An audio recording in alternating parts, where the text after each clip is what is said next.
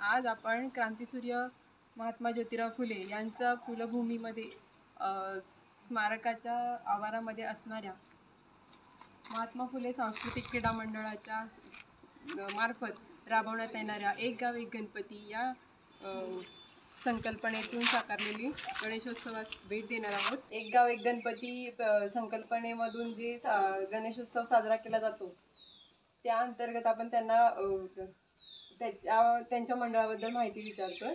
तर त्यांचे अध्यक्ष आणि खजिनदार आपल्या सोबत आहेत। काका, तुमचं नाव काय? काशीनाथ ज्योतिराम गोरे। तुमचं? अमर रमेश गोरे। तर आपण कोणत्या वर्षीपासून हे उपक्रम राबवत आहे? गणपती मंडळाची आमची स्थापना 1986 ची। 1986 साली आम्ही पहिल्यांदा गणपती बसवला सुरुवात। आणि एक गाव एक गणपती संकल्पना कधीपासून? ज्या वर्षी शासनाने ही योजना आणली की एका गावात एकच गणपती असावा त्या वर्षापासून, म्हणजे अगदी 2003 सालापासून आमच्याकडे एकच गणपती गावात एक 8 ते 10 मंडळ होती।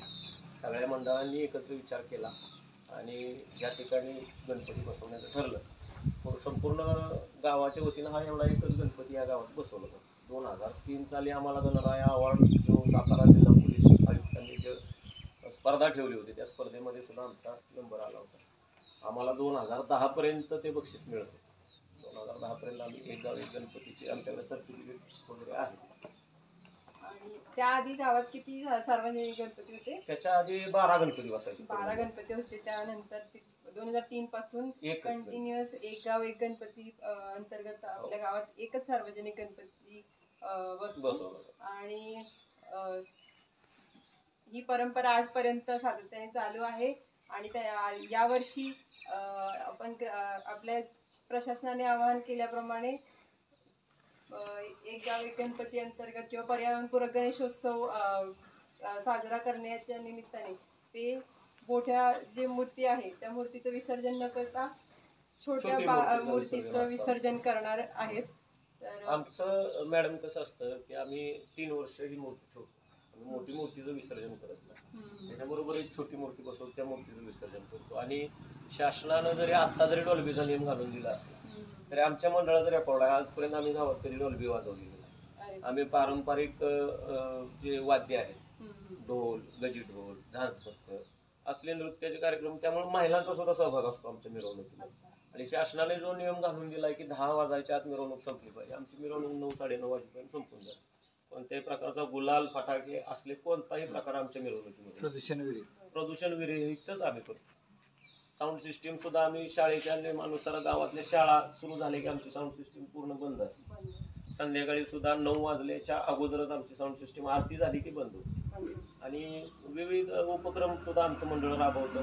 गेल्या वर्षी सुद्धा आम्ही एक मोठं रक्तदान शिबिर घेतलं होतं। कमीत कमी एक 200 ते 250 लोकांनी त्या ठिकाणी रक्तदान केलं होतं।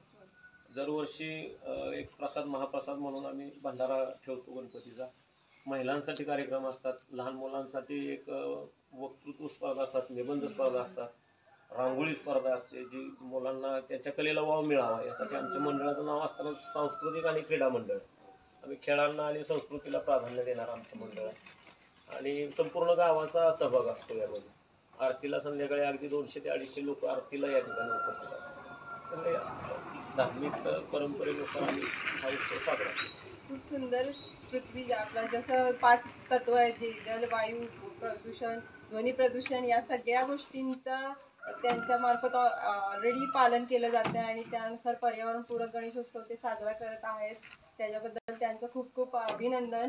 आणि त्यांच्यासारखं इतर सार्वजनिक गणेश मंडळांनी आदर्श घ्यावा असं त्यांच्या वतीने आम्ही आवाहन करतो।